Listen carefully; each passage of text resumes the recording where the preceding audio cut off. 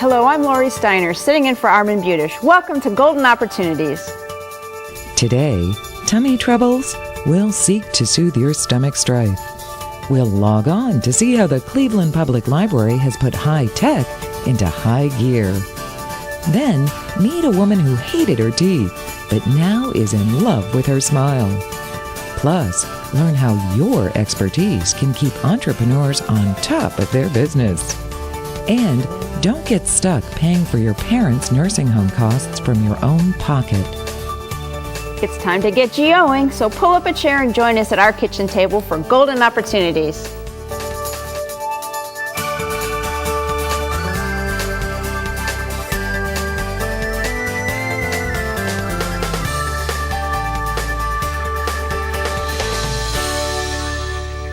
It's no surprise that your diet affects your digestion, but what are the best ways to entice your intestines to keep moving?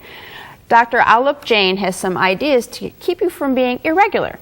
Dr. Jain is no regular doc. He's a gastroenterologist at Metro Health. Welcome to the show. Thank you. So before we look at the diet, we need to digress for just a minute. Most of our audience is of an age where a certain procedure is needed. Can you talk about that? Absolutely.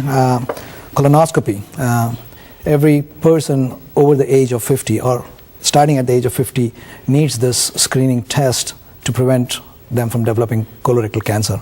It's an excellent screening test. Not only does it screen you for the disease, but also prevents you from getting one, where if we find polyps during the procedure, we take them out. If you do not have any polyps, then you would need the procedure once every 10 years. And if we do find some polyps, usually minor, you may require it sooner, likely 3 to 5 years. Okay. So it's not so bad, huh? No. Not so embarrassing as everything. But before we start having the screening, and in between screenings, hopefully 10 years there, we can be doing our own preventative care, right? So why is it important, what we eat? What's the first thing we should be eating on the menu?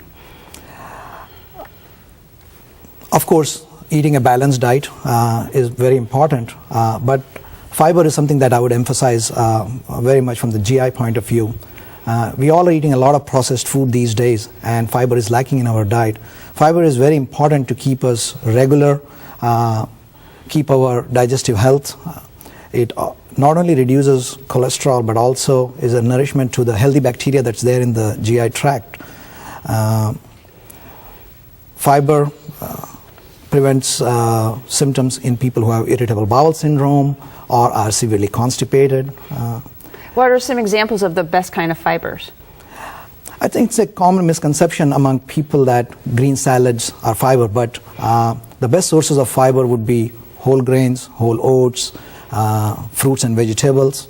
And I would encourage people to start out in the morning with a high fiber cereal, replace white bread with whole grain, whole wheat bread, add some nuts, beans, and fruits and vegetables, of course.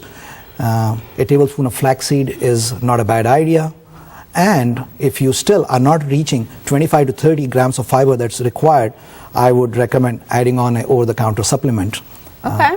So not only what we eat is important, but how we eat? Explain what you mean by that. That's something that we don't pay that much importance to, but we are always on the go. We are trying to grab a meal while we are making a phone call or running an errand or watching a TV show. I would encourage people to do what I call mindful eating, and that is to pay full attention to what you're eating. Savor every bite, texture, smell, and sort of enjoy the food. It's very good for digestive health. I myself started doing that over the last year or so, and not only we eat healthy, but we enjoy it a lot more. So the TV is off, the phone is off, everything. Better for you anyway. So. And for the family. And let's see, how do you say it? Probiotics. Probiotics. Is actually not a fad, it's actually a real good thing?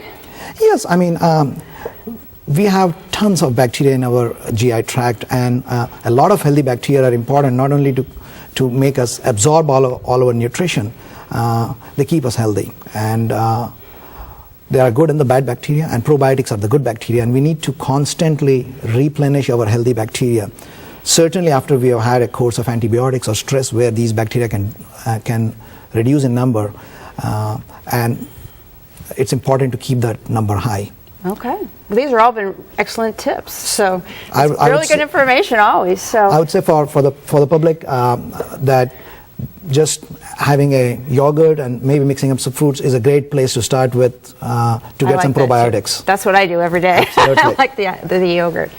Happy endings call for healthy beginnings. So follow Dr. Jane's tips. For fiber-rich eating tips and recipes, visit Metro Health at metrohealth.org/nutrition. And to learn even more, use the information that's coming up next. My thanks to Dr. Jane. Thank you. For more information, call Metro Health's Department of Gastroenterology at 216-778-5736.